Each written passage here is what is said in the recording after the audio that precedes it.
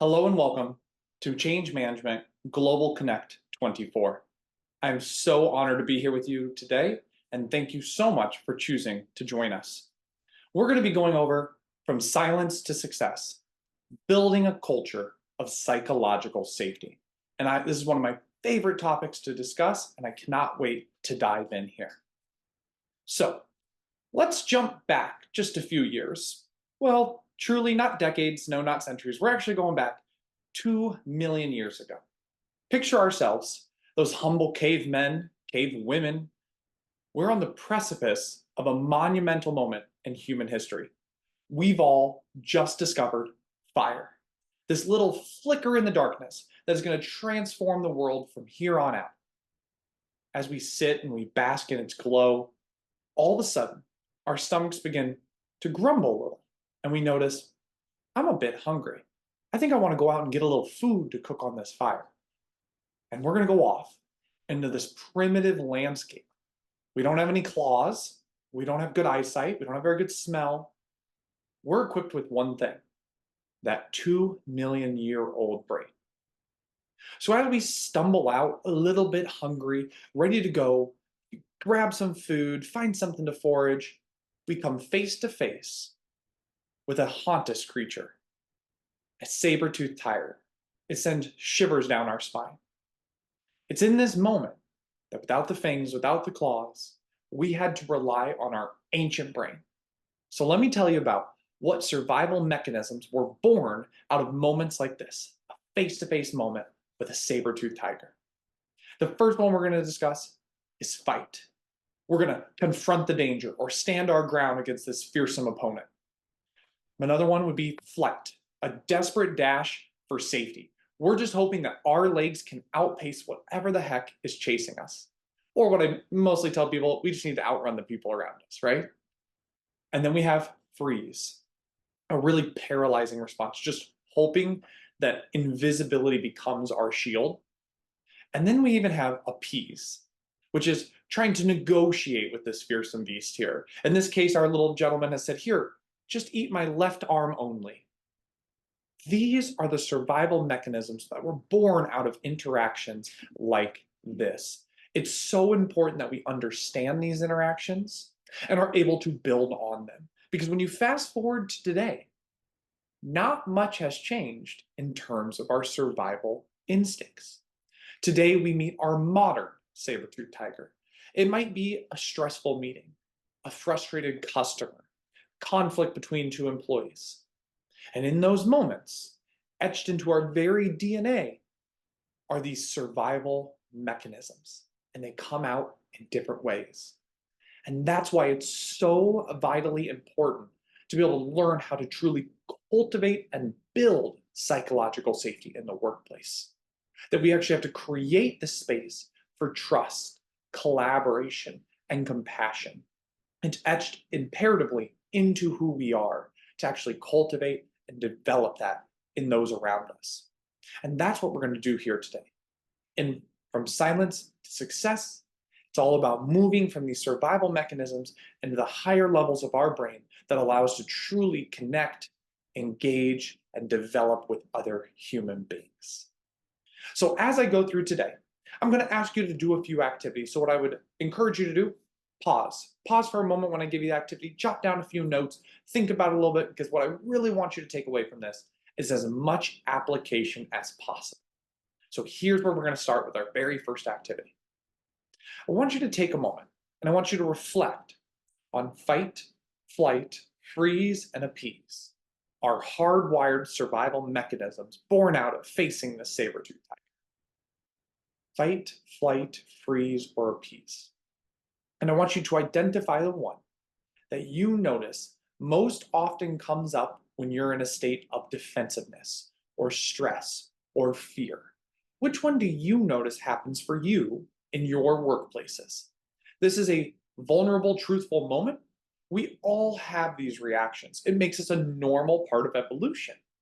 It's about becoming really aware, recognizing, and continuing to grow in our emotional intelligence that lets us move through and around those initial instincts. So you're going to identify for a moment, are you a fight? Are you a flight? Are you a freeze or are you an appease? And I really want to challenge you for a moment when you do hit pause to think about what does that reaction truly look like when I'm in survival, when I'm in fear and flight? As an example, I oftentimes have people say, you know what, I stop, I think about the situation, and then I decide which way is the best way to go forward. I always tell Bill, well, that's our highest level thinking. When we can pause, reflect, be observational, and make decisions, that's the highest level of our brain. Survival mechanisms, not the highest level. Those are the moments that you finish and you think, I shouldn't have said that, or I didn't handle that very well. So I want you to identify. My most normal reaction is it a fight, flight, freeze, or an appease? And I'm going to give you mine for a moment, and then I'll give you just, pause the thing in just a second. So mine, I wrote this down. I am most naturally a fighter. Anyone you ask would know that about me, right? And this is what it looks like. I want you to kind of jot down which one is it and what does it look like. For me, I wrote down it looks louder. My voice and tone and intensity shift into a louder piece, a little more demonstrative or gestures. You're going to see I talk a lot with my hands, but it becomes a little bit more pointed, a little bit more tense. I wrote that my language shifts. You could definitely tell naturally a lot of understanding and gentleness to the way that I approach people. When I'm ending up in a fight, I feel like I sound more opinionated, a little bit more short, a little bit more curt with people. Okay? And that's just us being really aware of how we respond. So I want you to pause and identify. Are you a fight, flight, freeze, or appease? And what does it look like if I were seeing you have one of those defensive mechanisms? Pause here, write those down, because we're going to keep building on them as we go today. So perfect. Now, I want to share with you a little piece of research that I love to include in this because it comes from a company here, Google, which I hope we all know and probably have already used today. Honestly, probably just to find this on-demand session here. So Google set out to find out what makes the perfect team. And they called it Project Aristotle. And so it was a 2-year-long, 180 team, 37,000 employee study. You can Google's Project Aristotle. It's now archived, so you have to search a little bit, but you'll find it. And what they were looking for is what makes the perfect team. And the answer that they found were 5 things. And the very top of the most important one was psychological safety. And I thought, what an interesting thing to explore. That Google found what makes the perfect team. It's psychological safety. The reason I love this is Google really didn't care what it turned out to be.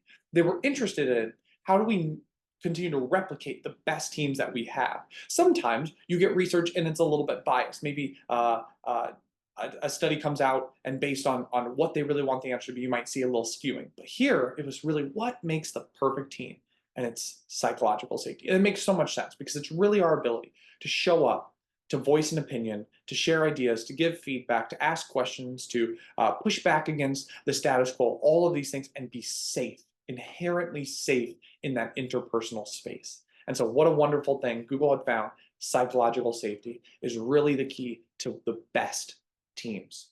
So again, Gallup continued to explore this concept.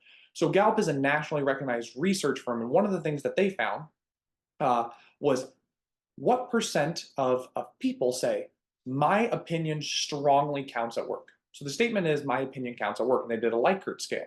So how many people say, my opinion strongly counts at work? So let's look at that. So what they found was only 3 in 10 employees strongly agree that their opinions count at work. And here's what I always tell people. If you say to yourself, but not at my work, not in my team, pause and recognize that no matter what our team looks like, we always have the potential to grow, to evolve, to better relationships, to deepen trust, and to truly continue to cultivate and hone and nurture psychological safety in our teams. So the best thing that we can do as leaders and change agents inside organizations is to really understand that if this is true, what do we do to actively cultivate that their opinions, their ideas, their input, their contribution really counts, is really valued at work. And if we know that our survival mechanisms we talked about, fight, flight, freeze, and appease, are naturally hardwired into us, then we know that we must create really intentional space to move through this piece of not feeling valued, not feeling heard, not feeling respected, etc.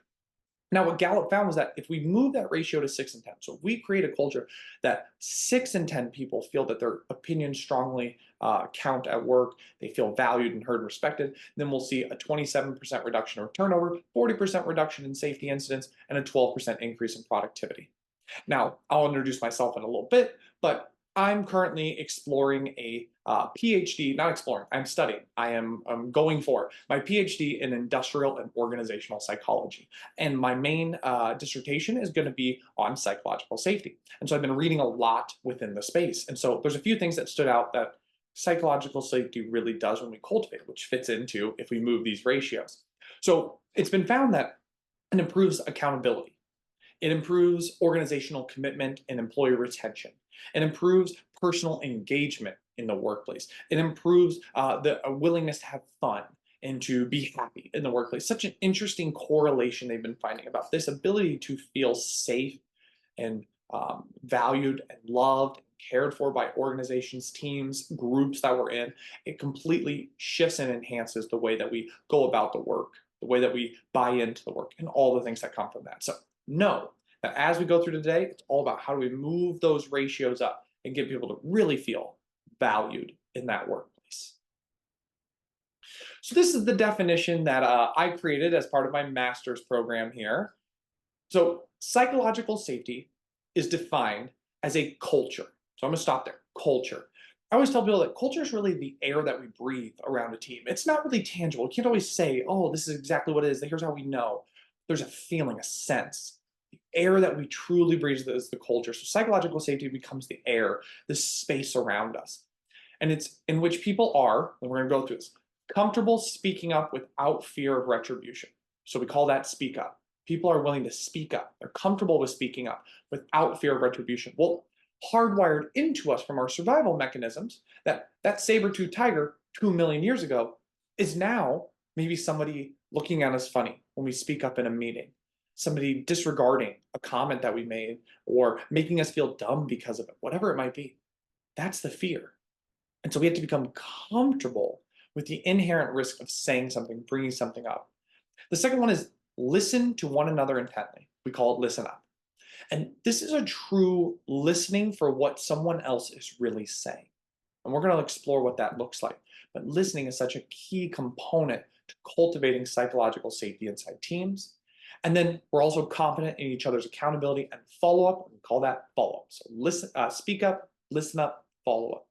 And that confidence, if you notice, comes from an internalness within confidence, right? We have to be confident in another person. And then there's also the actions that create confidence, that somebody has to be consistent and responsible. And so we're going to explore all of those. So psychological safety is truly all about speak up, listen up, follow up in the workplace. Now, another little mini activity. Psychological safety is all about speaking up. It's all about participating. Now, when I'm in a big group, I tell them, we're going to participate. We're going to engage. We're going to do all of these things. Today, it's going to be virtual. So I'm going to trust you to engage, to take a moment to pause something like I hope you did before, fight, flight, freeze, and appease, and just really get the most out of this time. If you're going to spend the time here to learn and explore psychological safety, I want you to get the most you can out of it. And so here's what I'm going to ask for you for a yes or a no, though I'll never know what you said, right?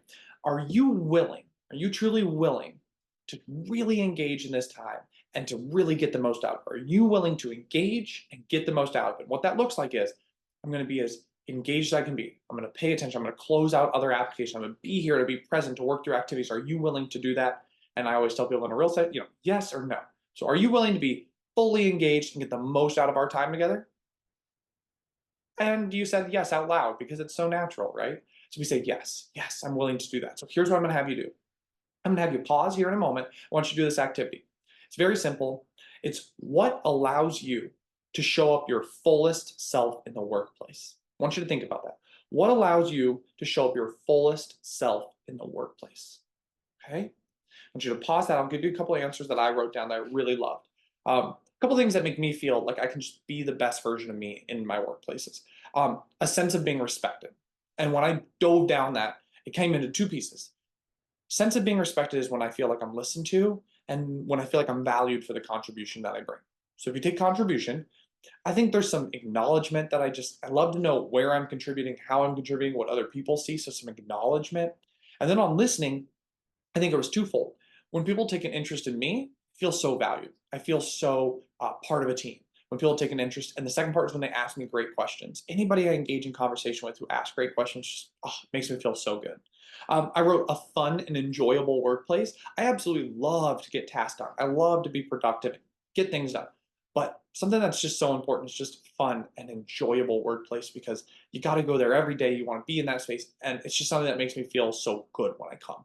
And the last thing I wrote down was a creative and open brainstorming space. I had an organization a long time ago that I worked for that really did one of those, hey, if you haven't been here 10 years, don't say anything. And I understood why they had that, but it really limited how I felt like I could contribute and be a part of it. I didn't need everyone to listen to me or to make every decision that I thought was the right one, but I just wanted to be a part of those conversations. So a creative, real open brainstorming space, that's what makes me feel like I can be my best version.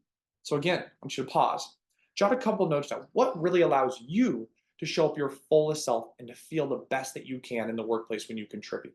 Take a moment, pause, and look at that. What allows you to do that? Now, hopefully you paused, but let's move on to our next piece here. So I want to talk about the importance of psychological safety for a moment. It's become studied more and more as I look at my doctorate. Started with Dr. Edmondson in the 90s. It actually was introduced in the 80s, in the 90s earlier. But it's become such an important topic, I think, because of these reasons. The world today has so much more complexity, uncertainty, change, ambiguity. There's just so much complexity that goes on in our worlds, in our workplaces, so much more knowledge sharing, so much more judgment calls, coping with the uncertainty, debating vigorously about things, all asking questions. All these things are needed so much more in the workplace than they've ever before in history.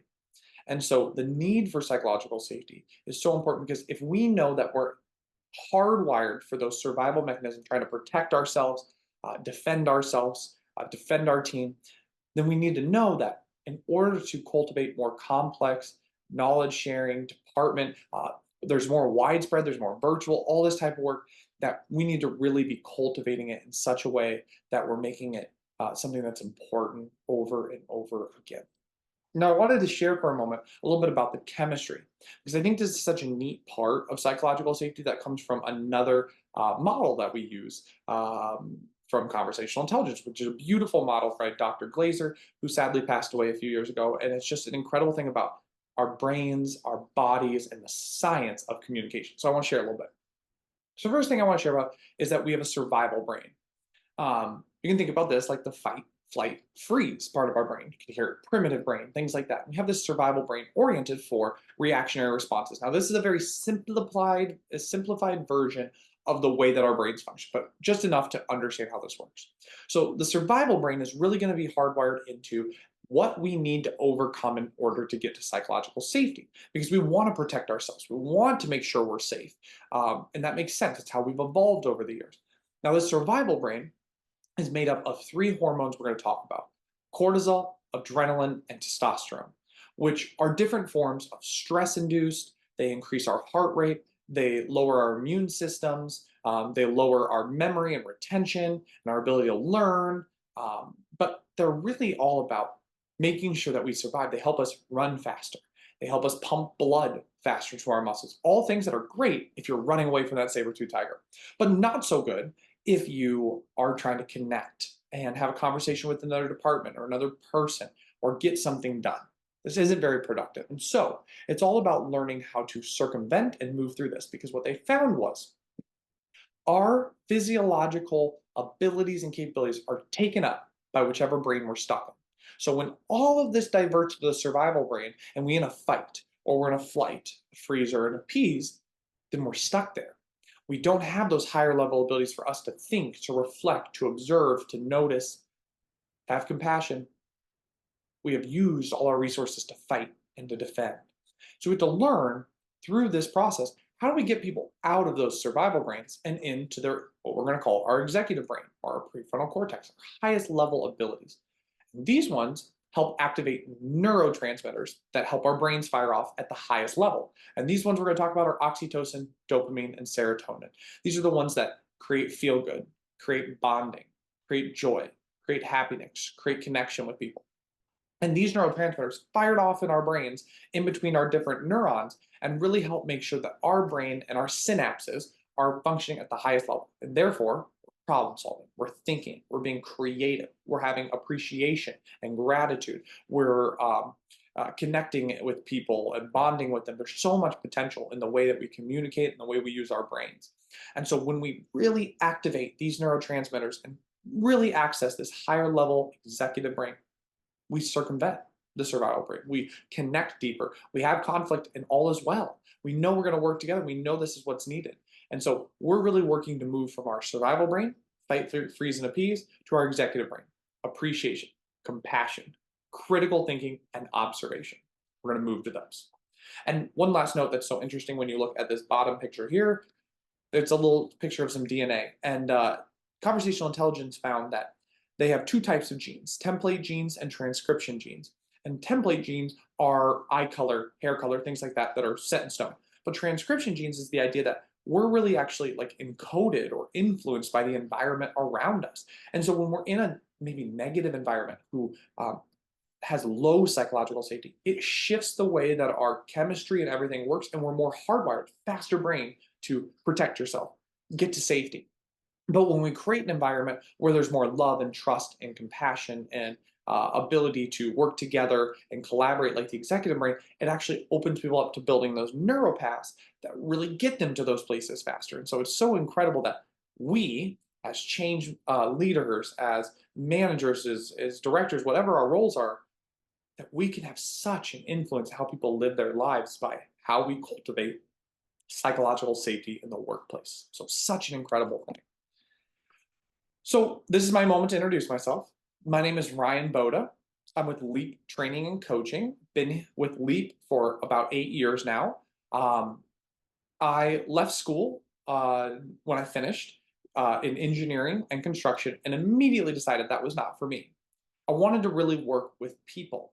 And interestingly, I reached out to my grandparents. My grandmother was a coach for 20 years. My grandfather was a hematologist, oncologist, cancer doctor for 30 years before turning to being a consultant, and asked them would they let me come work with them. And since then, gone back and gotten my master's degree in leadership development and talent development, currently getting a PhD in industrial and organizational psychology. Have worked with companies across the nation, everything from NASA, as you see here, HCA Healthcare, Habitat for Humanity. It's just been a privilege to bring psychological safety, leadership development, team building to all of these people, because my true passion is to support people in thriving wherever they are, helping build teams that are happy and healthy, helping leaders grow and feel fulfilled and empowered, and just create a space where everyone loves what they do. Because there's no better place in the world to love your job, to love the space, to love the work. And we love doing that. So thank you for being here with me. It is such an honor and privilege, and I hope to someday meet you in another way. So thank you for having me here. Now, let's get back into psychological safety here. So psychological safety, remember, was made up of speak up, listen up, and follow up. So we're going to first explore speak up. So I want to pause for a moment and give me a little raise of hands. Now, I know I won't be able to see you, but raise your hand if you've ever thought something was really important to say, but you didn't bring it up. You thought it was important, but you thought, I'm not going to bring that up right now, for whatever reason. Have you ever done that in your career? I've for sure done that, right? Internships, early jobs, all of that. Well, we're part of the norm, right? 85% of people say, I thought something was really important to bring up, and I didn't bring it up for whatever reason. That's why speak up is the most important and the one we're going to spend the most time on, because we got to get ourselves and others and encourage people to speak up first, okay? So does everyone know this company, Volkswagen here? So Volkswagen, 2016, became the world's largest automaker. They sold the most cars, made the most money. They got the title. It was only within a few months that the scandal came out that they had been defrauding on their carbon emissions. Their stock went down for the first time in many quarters. They lost a huge percent. of their market share, and 40 people at the top of their organization were fired. So the question is, how does an organization this large cover up such an important fraudulent action? And what they found was that in 2007, the CEO had set out a goal to be the largest manufacturer and to make the most money. And what happened when they set that was all that was important. And as things progressed and they started to make decisions that were a little bit, are those moral, are those ethical, or those are right ones? Are we doing anything wrong? The people who brought the concerns up were kind of shut down, pushed down, talked rudely to, told they'd be blackballed in the industry, all of these things. And it slowly created this organizational silence that made it a fear to push back, to ask a question, to raise a concern, to bring a worry up to management and CEO and all of these things. And so what they found was no matter how big your company is, there's always the potential for organizational silence because we're hardwired. We're hardwired from 2 million years ago for fight, flight, freeze, or appease, protect ourselves, protect our ego, protect our life, protect our family, all of these things. And so it's so important to understand that no matter big or small or anything like that, there's a potential for an issue with speaking up. And so we want to be really proactive and really think through what do we do with that. So let's look at the first piece. It's called unwritten rules. What are the unwritten rules that keep us from speaking up? So all organizations, all teams, all industries, all people have these unwritten rules that say this is when you should speak up and this is when you shouldn't speak up. And it's so important to understand what these rules are, to be aware of them. And so what I'm going to encourage you to do is I'm going to share about 5 that I wrote down. And what I want you to think about is when we're done, we'll have you pause, I hope, and write a few down that come to mind for you and your team, your industry, whatever it is. And I want you to be able to really see those so that you can determine if they really serve the situation, if they're really good for the team, or if we need to address them, if we need to bring awareness to them, if we need to make sure that we're moving them out of the way. So let's talk about unwritten rules. There's 5 that I wrote down that I really like. So number 1, an unwritten rule that would say, do not say anything. If the boss's boss is present, don't say anything. It's an unwritten rule at times. Sometimes someone said it at one point. Sometimes it's just ingrained, like, don't say anything. The boss's boss is here. And just to remember, like, oh, is that really serving the situation? Is that really serving our customer? Is that really serving the outcome of that project or service? So is the boss's boss present? If it's just going to make matters worse, don't say anything. That's an unwritten rule oftentimes. It kind of just becomes a part of the culture. It's like, hey, if it's going to stir anything up, going to make it any more trouble, make it any more difficult, just don't say anything. But again, does that really serve the process? Does it really make things better? Another one I wrote down is, if it's near the end of the meeting, don't say anything. Anyone experience that? Been in an hour meeting, 3 minutes left, they're like, hey, any questions? Anything you want to bring up? Don't say anything. Unwritten rule, right? Just don't say anything at the end of the meeting. Another one that came up was, if you don't have enough information, data, or background. And this was such an interesting one. I shared this at a training and somebody from NASA came up and he said, wow, I didn't notice that we have a quote above our command center that says, in God we trust, all else bring data. He said, I never thought about psychologically what it meant to say, in God we trust, all else better bring the data. All else better bring all the information before you bring anything up. And the reason it's important to understand something like this is this serving certain situations? Is it helping to say, hey, you don't have enough information, bring that up another time, versus, oh, well, we can at least look at that. Let's dive further into that. Let's make sure that you can say something before you have to dive too far into it. Last one. One that I've heard at a company once was, if Bob is there. And it's the unwritten rule that Sally Joe, Stevie J, you don't want to say anything in front of them. So don't say anything in front of them. Right? It becomes the unwritten rule of don't say anything in front of this person. And so what I want you to do is I want you to pause and I want you to try to reflect on some unwritten rules that might be dictating for your team and yourself when you should not speak up. I want you to pause, jot some down, really think about what are those unwritten rules. And then when you unpause, which now you will be, we're going to just mention that I encourage my teams that I work with and coach to explore unwritten rules, to understand what they are, to be able to bring them to light, observe them, and decide, are these serving us? Do we need to move these out of the way? Do we need to understand that even if the boss's boss is present, that I want you to raise that concern and ask that question. I want you to make sure you feel comfortable doing that. And you need to discern for your team and your space which unwritten rules are the ones we got to get rid of. Okay. Next one we want to talk about, it's overcoming self-limiting conversations. So this is so important because all of us have what we're going to call mental clutter, just gunk that's all up in the brain that gets in the way, these self-limiting conversations. So let me give you a little analogy. It comes from one of my partners. Her name is Joanne, and Joanne used to go out and play tennis with her friends in San Antonio. And it would get hotter and hotter and hotter in the mornings. And so they'd go earlier and earlier and earlier, and eventually ending about 5 a.m. was when they'd go play tennis. And they were right next to a convenience store. And on the convenience store, all the kids would come, get their goodies and their cans and drink and talk and hang out at the tennis court and leave all their trash on the ground. So every time Joanne would show up, she'd have an option. She'd have some options. We could leave, right? We could leave the trash on the ground and say, we're not playing today. We could try to play with the trash on the ground and just hope we don't turn an ankle or the ball doesn't hit one and go off to the side, right? Or we could clean it up. That's our options. Not play, play with it there, or clean it up. And every time she said, one of my friends would bring a trash can, the other would bring a broom, and the first thing we did, we swept up that playing field, got it all cleaned up. Well, that's how our brains really need to work. We need to clean up, clean off all of those self-limiting conversations that get in the way of us being able to speak up. I want to help explore these for you, understand where they come from and what they are. So there's a study by the National Science Foundation that shows that we have 12,000 to 60,000 thoughts in a day. But I want to be clear about something. That was in 2005. So fast forward to today, my bet a lot more than that, right? But this is what's so neat. If you've studied anything on mindfulness ever, or seen anything on meditation, the idea is we have so many thoughts in our brain. It's just which ones we want to give energy to that matter.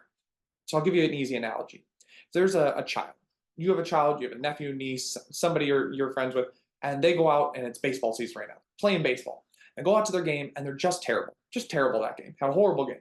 And they get in the car and they just say, I stink at this, I'm the worst. Typically, we don't say to them, yeah, you do kind of stink. Like, do you want to talk more about that? Right? We say, oh, no. And we shift. Either we shift to something completely different. We're like, yeah, they're not good at baseball. All's good, but we don't need to sit and think about that. Like, let's do other things. Or we shift and focus on the things they did well, or even the things they can improve on, right? But we don't linger on the thought, I'm the worst person ever. I'm the worst baseball player. I'm the worst leader. I don't have what it takes, whatever that is. But we get to be adults. We don't recognize how much energy we give these bad thoughts that are not supporting us, not growing us, not improving us. And those are our self-limiting conversations. And we absolutely have the capacity to overcome them. But it takes real mental training and skill to do that. And that's what we want to explore here for a little bit. So to be very clear, I want you to explore self-limiting conversations for a moment. So the first one I want you to think about is my self-limiting conversation. What would be my kind of self-doubt or self-limiting conversation that would get in my way of saying something?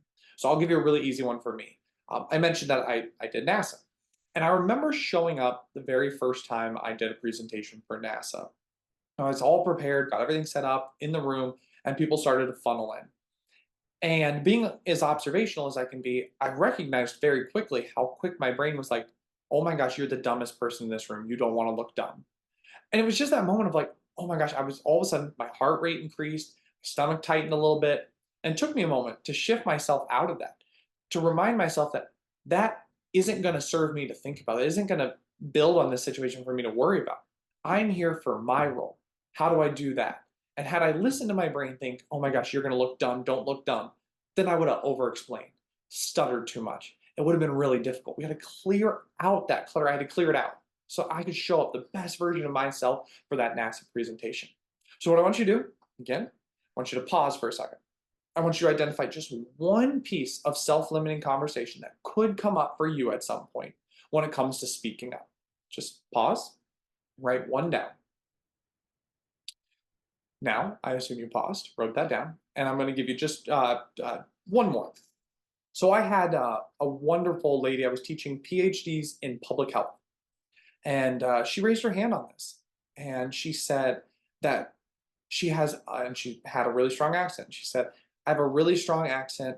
And so my biggest self-limiting conversation is that I don't want to look dumb in front of people because of my accent. And it kind of hit me for a second. This is a PhD in public health, super intelligent. Everything she said throughout our entire session was brilliant and self-reflective and so powerful.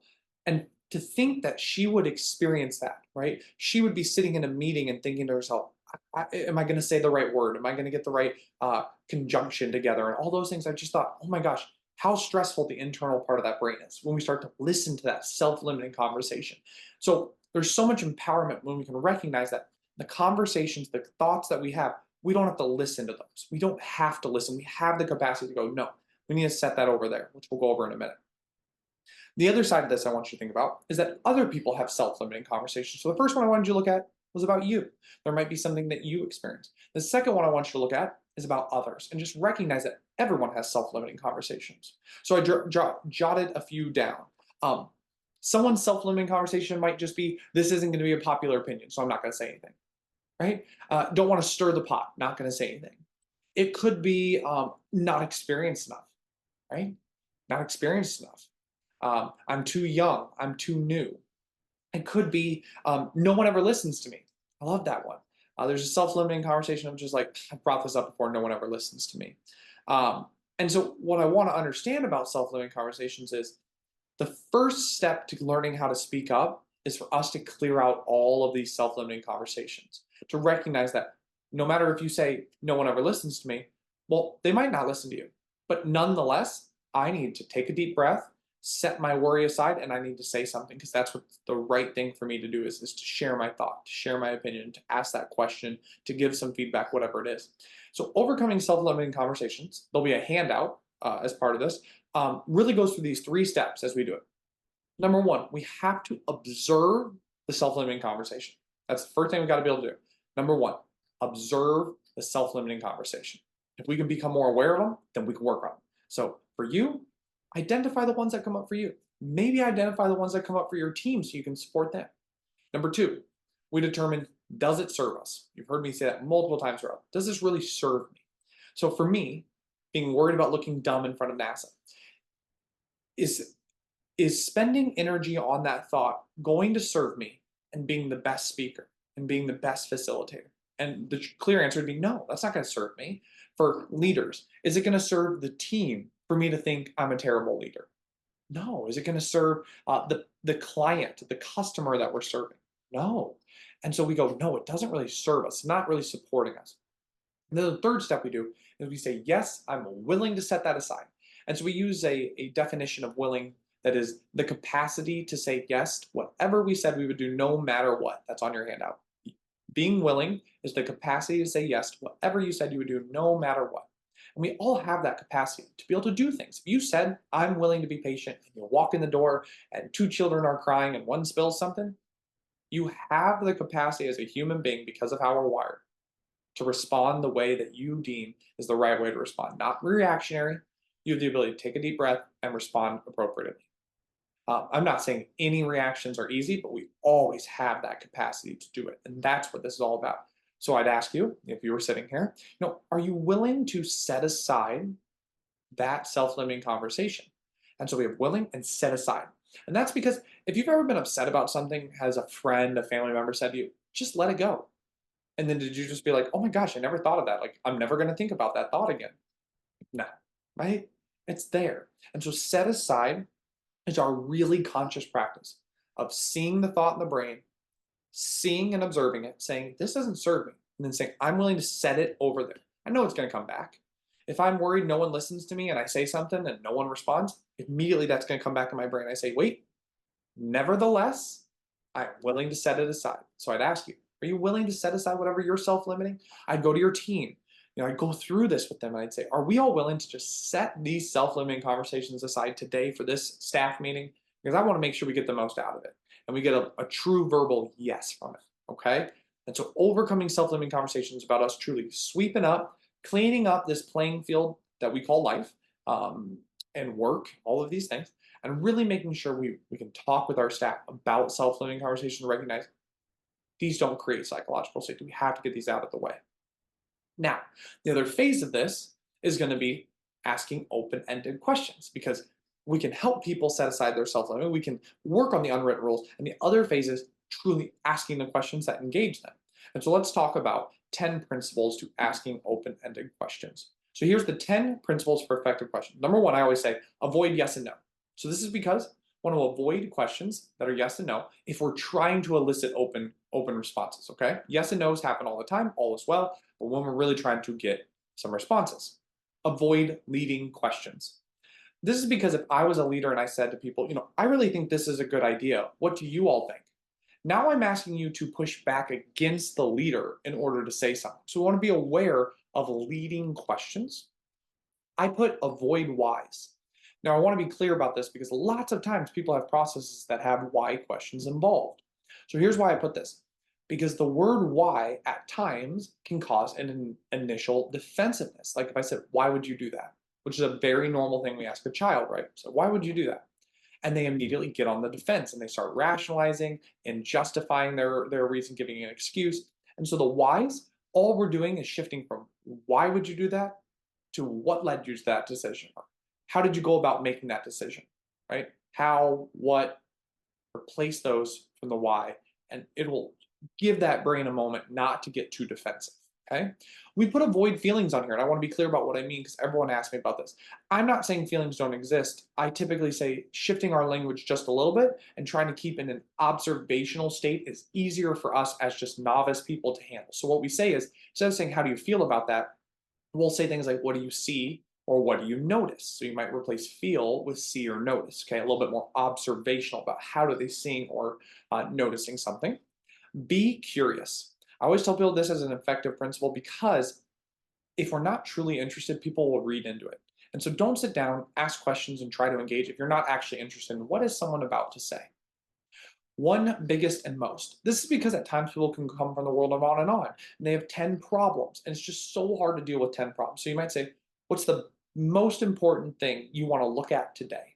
What's the one thing that I can really write down and we can create a plan with today? Okay, so one, biggest, and most.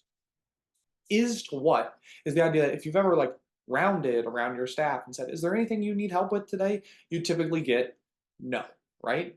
So what is shifting to something like, what's one thing that we could do for you today to ease your schedule? What's one thing that we could do to better support employees this year, right? Instead of, is there anything we could do for employees? Be like, no. So what is one thing? Reframing to future success possibilities and ideas is the concept of reframing is get past the obstacle. When we play games, when we do activities, the whole concept is there's obstacles and we move to a goal. When we get to life, we spend so much time focused on obstacles and barriers rather than what does it look like. So what would it look like if this was a successful transition? What would it look like if this process was better equipped to serve the customer? Instead of like, well, this is a problem in this department, it'd be like, well, what would it look like then? So shifting to the other side. We say add acknowledgement. If you can genuinely say to someone, I appreciate you bringing this to me. I know this is important, and really mean it. Boy, that shifts someone's any type of defensiveness when I just say to you, I know this is important. Thank you so much for bringing it up, right? And this is your moment that if it isn't the right time right now, maybe you're busy, you don't have the mental capacity to think about it, you can say, I know this is really important. Could we set some time later this afternoon, tomorrow morning to review it when I can really sit down and give you my full attention? And then I follow through with that.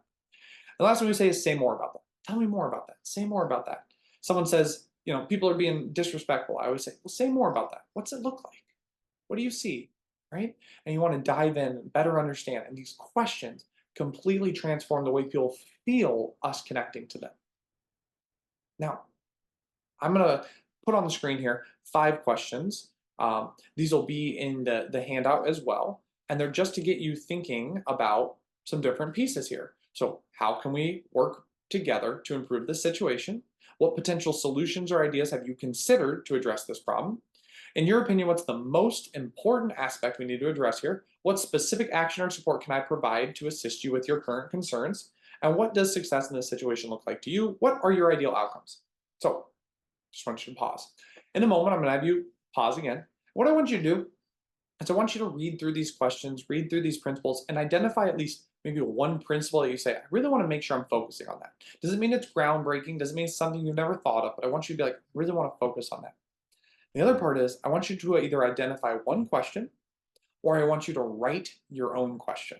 And I want to follow the principles, follow the concepts, and I want you to think about that great leaders, great change initiators, great team players ask amazing questions. Like we engage with people who ask us great questions. And so when we really consider how to ask questions, how to engage people, it's such a powerful thing. So really look at these questions, identify one, or write your own, start to grab those and put those down in the tool belt, add them so that you can really be successful in the way that you engage people. One last piece that I want to mention. When it comes to questions, the other piece is when is the right time to ask questions? And so I want you to think about if you're a leader or a team player or a change manager, how do we create space for questions?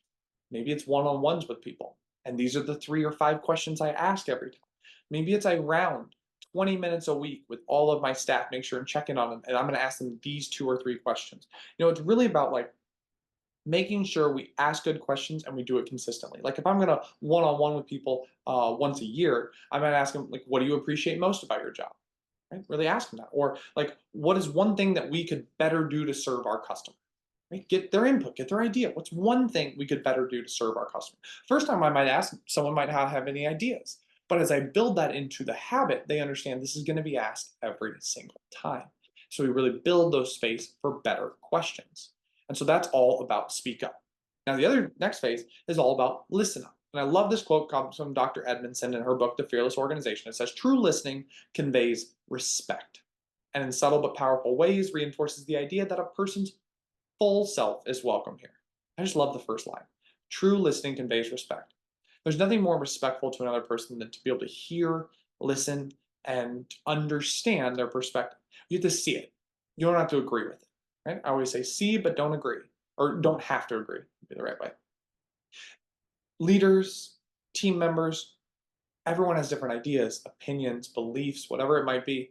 And our ability to truly convey the respect of I listen, I hear you, I respect what you're bringing, and then what do we do with that? Nothing can be more powerful than that.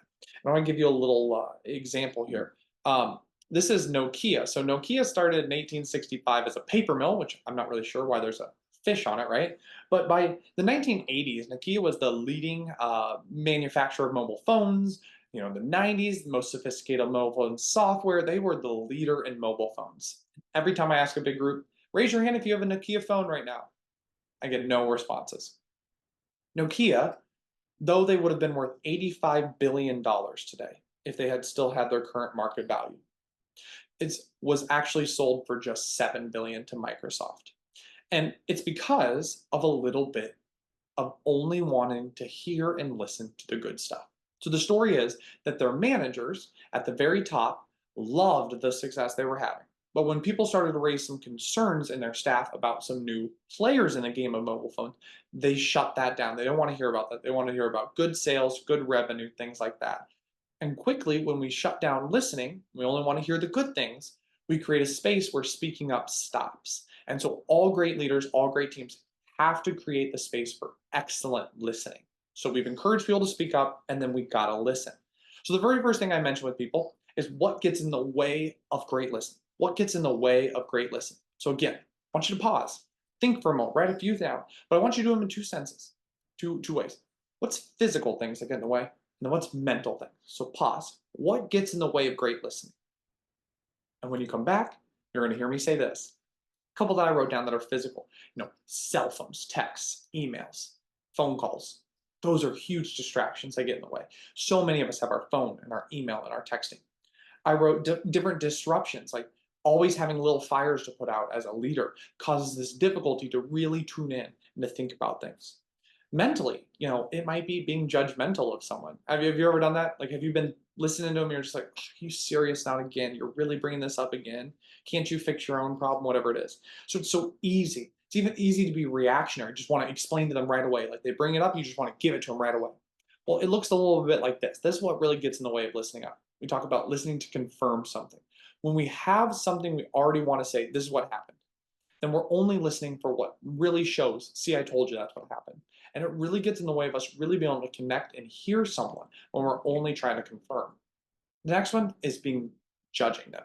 And that's where our brain kicks in and says, oh my gosh, why would they do that? And I've had that happen as a coach. My brain's kicked in one time and just been like, oh my gosh, that was a bad decision. Why would they do that? But if I leave that in my mind, what happens? I stop listening. I start to continue that story in my head, like, oh, that's so dumb that they did. As soon as I get that out of there, I can tune right back in and say, tell me a little bit about what led you to that decision. I better understand their thinking. Or we listen to reject. And I always say, raise your hand if you've ever cut someone off. Everyone raises their hand.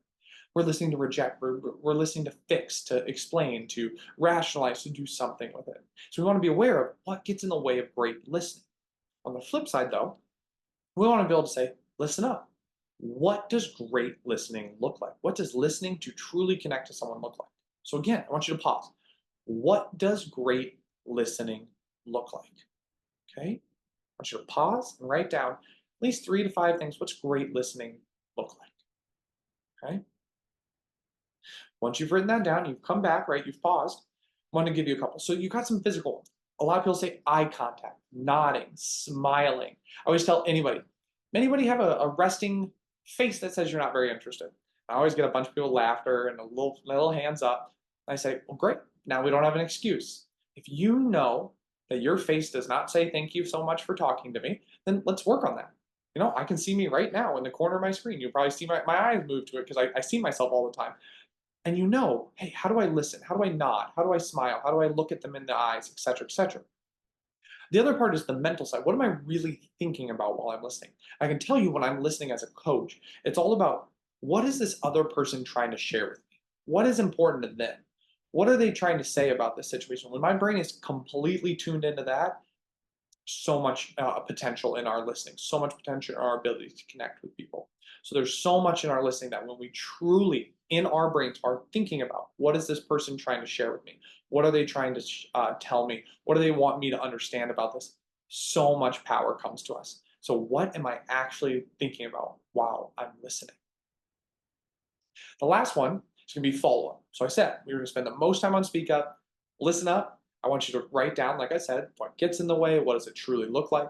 And the last one is follow-up. And the reason I have NASA on here is in 2003, the Columbia Space Shuttle took off to get to the International Space Station. And an engineer saw something fall off the wing. And they brought it to their superior, who listened to them and said, we don't need to do anything in this. And a few days later, they went to an all hands on deck meeting whose bosses were present there. And this engineer decided, you know, I brought it up, they listened to it, but I shouldn't bring it up again. They didn't want to do anything. And sadly, 8 days later, there was a catastrophic reentry and all of the astronauts died. That was when NASA really, really put an emphasis and a focus on culture, psychological safety, and organizational silence. And it was, though that this is a traumatic event and everything, it's so understandable that when we don't follow up, we see what happens to speaking up and listening up in the long run. And that's what we want to build a focus on. And so we use these 3 gears to really display what we want to see for follow-up. So the gear with the little target at the bottom, that is our what is accountability. So that's what I want you to pause on for a moment. What is accountability? I want you to write down for yourself what accountability is. Be able to write it down. Like, what's it with our team? Anytime I'm with a team, one of the biggest questions we ask, what does it look like to be accountable and to follow up with each other? Because typically I have people, right, do what you said you would do. But I always ask, have you ever not done what you said you would do? Has that happened to you before? You know, yep, I've done that. I've gotten busy. So it can't just be do whatever you said you would do, period, right? How do we have grace and gratitude and acceptance and understanding in situations, all this. So I want you to write it down. For me, I wrote down having clear expectations and agreements of what something looks like for follow-up. When, by when, how's it look? And then I wrote following through with your promises, like we said, owning them when you fall short and recommitting to a new plan. And then I wrote giving and receiving grace in the process. All of that means being accountable to me, being able to give and receive grace, to be able to recommit when we fall short, and then also to just do what you said you would do. It's all mixed up into this wonderful bowl of accountability. So pause, write that down, and I'd encourage you to go out to your teams and talk about it. Now, the own it part is all about removing excuses, justification, rationalization from follow-up. If you didn't do what you said you'd do, all is well. I didn't finish that. I have set time on my calendar for Thursday to finish that, and you can expect it from me by the end of the day. Own it. All is well. Instead of, well, my child got sick and I had to go. All's good. All the other things sound like excuses. We know, all of you, assume positive intent. We know you want to make this contribution. We know you want to do a good job at this position, all of these things. And life happens. So let's recommit.